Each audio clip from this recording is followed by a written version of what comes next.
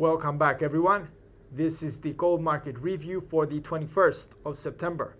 Gold's price continued its downward movement in the previous week, reinforcing its bearish sentiment so far in September. During the coming days, gold traders will have a plethora of financial releases to use as trigger points for trading setups, making the week ahead a rather interesting one with potential volatility for gold. This report aims to cover the most important subjects driving gold's price at the moment, while our closing will consist of our gold technical analysis. Enjoy the report. We make a start with some notable price action observed in the previous days.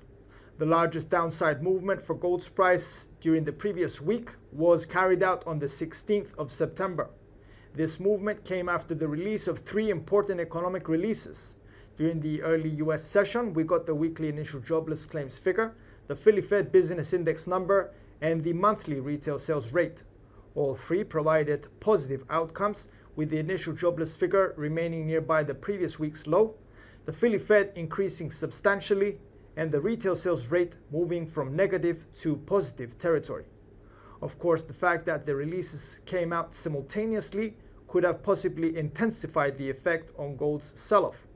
Overall, the pre-mentioned data pointed to improving circumstances for the US economy. In this case, we could be observing a momentary reduction in economic risk, thus gold's price could be moving lower. In our opinion, gold's reaction seems to point out its sensitivity to improved economic data rather than negative. On the contrary, USD's strength was interestingly on a high in the past week, forcing most of its counterparts lower along with the yellow metals price. In this case, we could say that the correlation between the USD and gold remains negative and strong. In the US, a major clash is about to break out as Democrats have requested a suspension of the debt limit until December 2022. Democratic leaders plan to combine the debt limit with a short-term spending bill that is also expected to include disaster aid and funding for Afghanistan refugees. On the other hand, Republicans seem to oppose such a move and are not willing to supply votes for the scenario to materialize, probably preparing the ground for a strong dispute over the matter in the Senate. At this stage, a partial government shutdown or a potential default of US debt are both possible outcomes, which could be increasing short-term economic risk. Traders are advised to keep an eye out for developments on this front, as they can easily create volatility for gold's price. Finally, the economic events in the following days tend to be of crucial importance for traders as they can move the market significantly. The star event of the week comes on the 22nd of September with the FOMC meeting, and the specific event is of extraordinary interest due to the fact that we get the FOMC economic projections, the FOMC statement, the interest rate decision, and the accompanying press conference with Chairman Jerome Powell to speak. This event can produce significant price movements across various markets, and caution is advised. Earlier, on the same day, we get the US existing home sales for August. On the 23rd of September, we get the weekly initial jobless claims figure, but also the very important preliminary PMI figures for September. On the 24th of September, we get the new home sales units number, while on the 27th, we get the US durable goods rate for August. Finally, on the 28th of September, we get the US consumer sentiment for September. Moving now to our gold technical analysis, please note this is gold's 4-hour chart. Gold continues to be in a downward momentum since the beginning of September, which is highlighted with our descending line on our chart.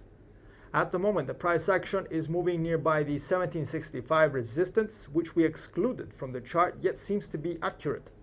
If the price movement is undertaken by a bullish interest, then the next level to be tested could be the R1 1777.85 resistance, while even higher we suggest the R2 1786.75 could be a target. Our highest level for this report is the R3 1795 level. In the scenario of a drop to lower grounds, the S1 1757.90 could be attempted first, while even lower the S2 1747 could be found even lower. The S3 1733 level remains at the base of our chart as the lowest support to be challenged in a possible extensive selling run. At the moment, the downward trend is also confirmed with our RSI indicator, which was just on the 30 level in the past days, but seems to have regained some ground upwards, but remains below 50 at the moment. Please note the FOMC meeting has the potential of breaching all the above mentioned levels in either direction. Thus, caution is advised if traders are planning to use the event for trading. Thank you very much for your time and focus. We appreciate your participation, and if you like this video, please feel free to share and subscribe. Please note, as an effort to support traders on as many fronts as possible, we are now presenting live weekly webinars on trending subjects, and all our subscribers are welcome to participate. From everyone here at IronFX, wishes for solid trading.